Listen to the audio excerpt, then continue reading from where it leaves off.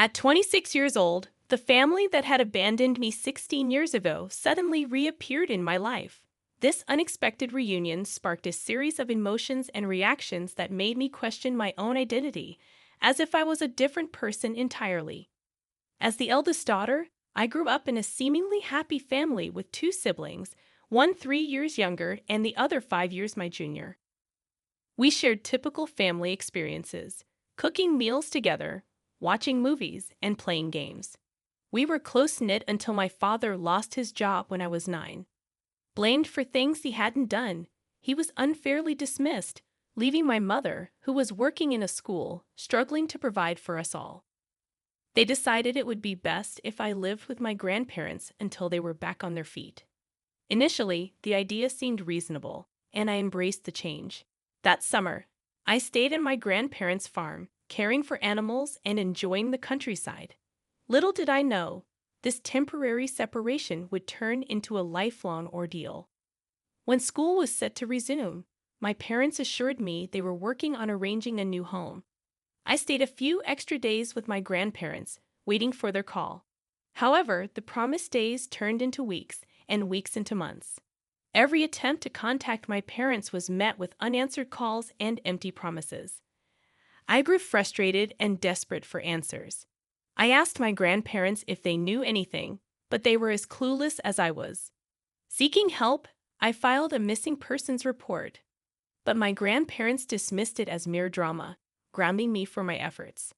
Feeling abandoned and betrayed, I pleaded with my grandparents to provide me with an education.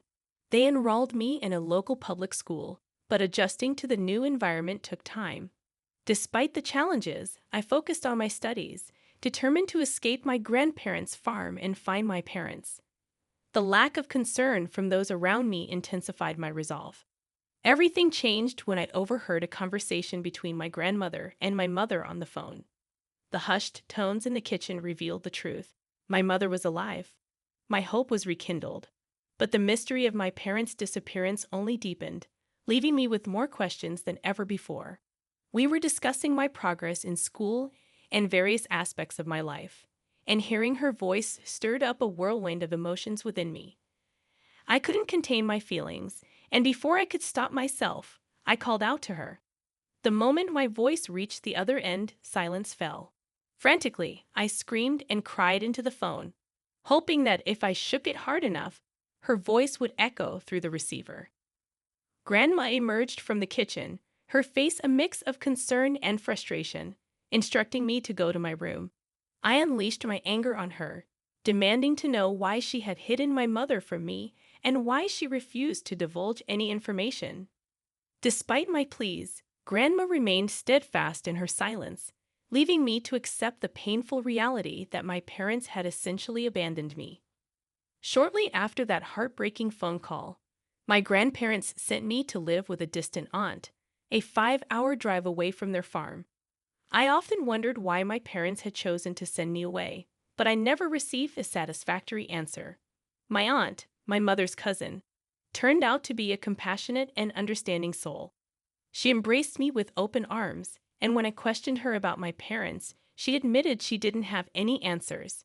Her sincerity was palpable, and I chose to believe her. From the moment I moved in with my aunt at the age of 13, she became my rock. Whenever I struggled with my emotions, she was there to guide me, offering solace and understanding. She even encouraged me to seek therapy, a decision that initially left me hesitant but eventually proved immensely beneficial. My aunt validated my feelings, something my grandparents had never done, and provided the support I desperately needed. By the time I finished high school, my aunt had become the most significant person in my life, filling the void left by my absent parents. She supported me through my journey to becoming a veterinary doctor, following in her footsteps. At 21, I approached her with adoption papers, wanting her to be my legal parent. With her wholehearted agreement, I finally found the stability and love I had craved for so long. Having completed my degree, I now work as an intern in a hospital, striving to gain valuable experience. My career path has led me to move into a new apartment, away from the familiarity of my aunt's home. Despite the physical distance, I still visit her whenever I can. 2 days ago, on my day off, I was relaxing at home when the doorbell rang. Anticipating a delivery, I opened the door only to find my estranged family standing there, my mom, dad, and youngest brother. They appeared both unfamiliar and yet hauntingly recognizable. Stunned into silence, I couldn't find the words to express my emotions. They handed me an envelope containing a letter from my grandparents. According to the letter, I had allegedly run away from their home, refusing to maintain contact, causing them immense emotional distress. They demanded I pay for my brother's education, leveraging my newfound status as a doctor, threatening legal action if I refused. The situation made no sense to me. How could I be blamed for running away when I had been sent away by my grandparents? Why should I be financially responsible for my brother's education when I had no say in the matter? The demands felt unjust, leaving me bewildered and conflicted about how to respond. Why should I care about people who abandoned me for 16 years?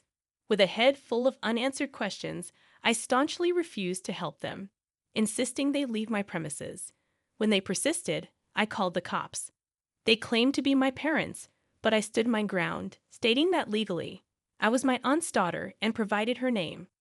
The authorities contacted her, and she confirmed my status, resulting in my family receiving a warning about trespassing and harassment.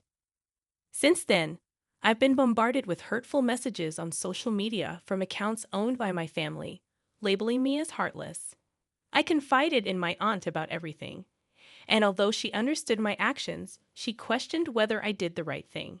In the midst of this turmoil, my parents showed up at my workplace, causing a scene. Hospital security intervened, calling the police and escorting them off the premises. I couldn't fathom why my family, absent for so long, suddenly wanted to be a part of my life. The emotional toll weighed heavily on me. My therapist suggested talking to them, but I resisted. Eventually, I agreed to meet them in the presence of my aunt. Their explanation was disheartening. They sent me to my grandparents due to financial struggles, thinking it would be easier with one less mouth to feed. When circumstances improved, they couldn't afford to bring me back. Now, with their savings depleted, they wanted me to support them and pay for my brother's needs. They admitted fabricating the threat of legal action, hoping to guilt me into compliance. Each word shattered my heart, but I stood firm. I reminded them of my legal detachment and threatened legal action if they ever bothered me again at home or work. Despite their pleas for forgiveness, I walked away, my heart hardened against them. My therapist suggested I might be struggling to empathize, but the truth was, I felt nothing for them. If I could, I'd erase them from my memory without a second thought. Since my last update, my family has ceased reaching out to me. On the other hand, I have completed my internship, and I am considering another residency program before I sit for the NAVLE. I hold on to hope that my future will be all right. Sometimes I won't deny it. I wish I had a better relationship with my parents. Nevertheless, I am content with having my aunt as my sole parent. She proves to be a far superior mother than the other one I know. They abandoned you, lied to you, and left you with your grandparents. You owe them nothing. You are only giving them what they gave you. They'd abandoned you. I don't understand why they thought you wouldn't do the same. My sister-in-law, a 26-year-old woman, and I, a 29-year-old woman, have always had a complicated relationship. I thought she had matured enough to leave me alone, but apparently she couldn't resist causing drama. Our issues started when I began dating my husband. We met while he was helping her move. We struck up a conversation at a local bar and have been together ever since. Despite our happiness, my sister-in-law never liked me. She once told me her brother never gets serious with anyone, so I shouldn't get my hopes up. I mentally prepared for heartbreak, even though I really liked her brother. However, 6 years later, we are still going strong, and he is undoubtedly my favorite person in the world. The rest of his family, including my mother-in-law, father-in-law, and every other family member I've met, have been nothing but nice to me. So it baffles me why my sister-in-law seems to hate me so much. 2 years ago, during our wedding, she created a huge fuss. I didn't want her as my bridesmaid due to her consistent cold and condescending behavior towards me. However, she threw a tantrum and tried to emotionally manipulate my husband against me.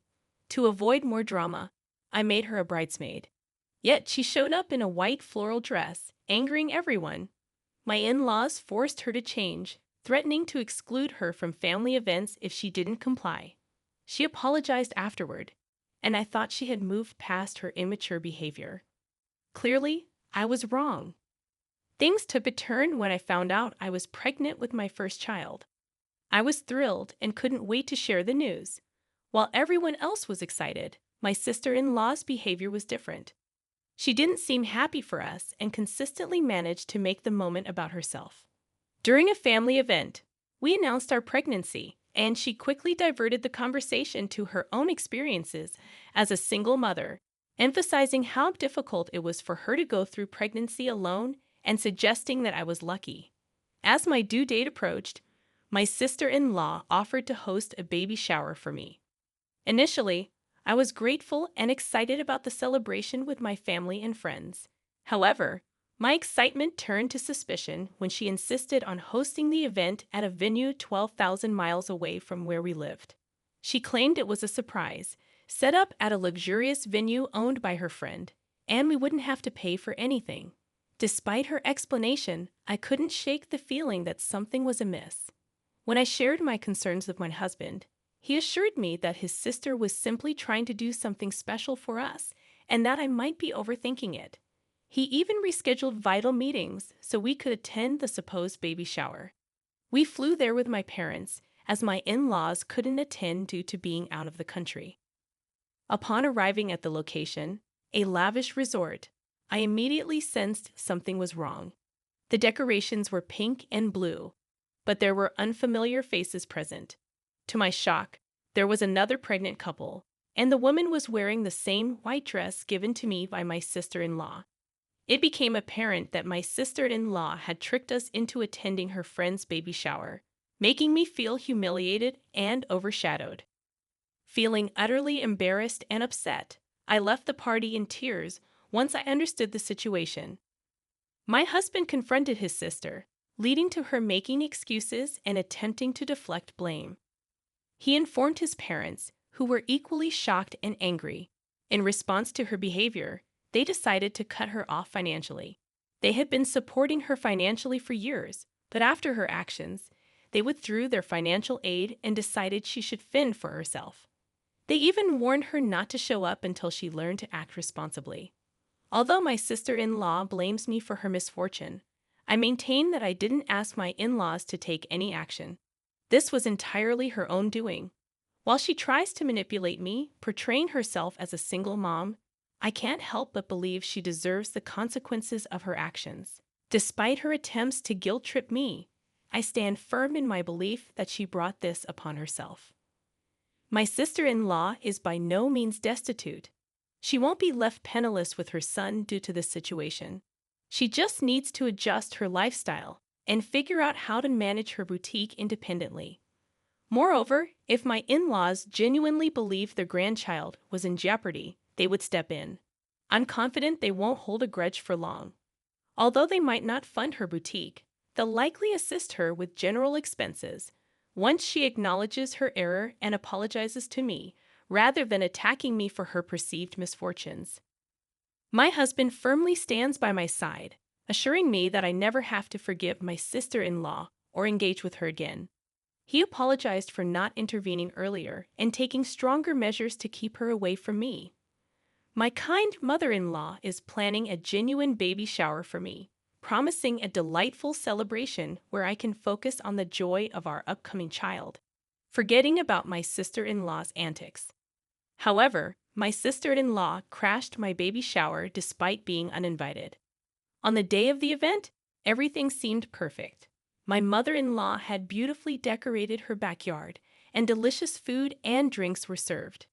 We were happily chatting with our friends and family, opening gifts people had generously brought for us.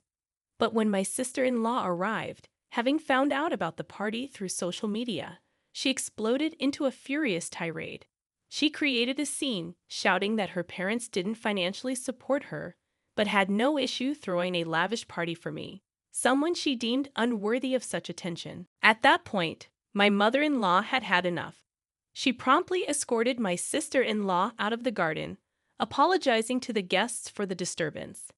After the event, my in-laws apologized to me multiple times, suggesting I obtain a restraining order against my sister-in-law. While I hesitate to take such drastic measures, we have decided to keep all news about the baby off social media to prevent her from stalking us. The whole situation is insane, and it baffles me how jealous and immature my sister-in-law can be. She managed to ruin not just one but two baby showers with her antics. I must add that my in-laws initially weren't supportive during her pregnancy because she was having a child out of wedlock, which clashed with their traditional beliefs. They did come around after the baby was born, but it appears my sister-in-law still harbors resentment. I haven't heard from her since the baby shower, and my in-laws have expressed their intention to cut her off permanently due to her embarrassing behavior in front of so many people. Frankly, I've reached a point where I don't care anymore. I just want this ordeal to be over so I can focus on myself and my baby. It's astonishing how entitled and childish she can be, sabotaging such a beautiful event. She disrespected not only me but also her friend, showcasing her true colors as a deeply flawed and immature individual. I don't intend to waste another thought on her.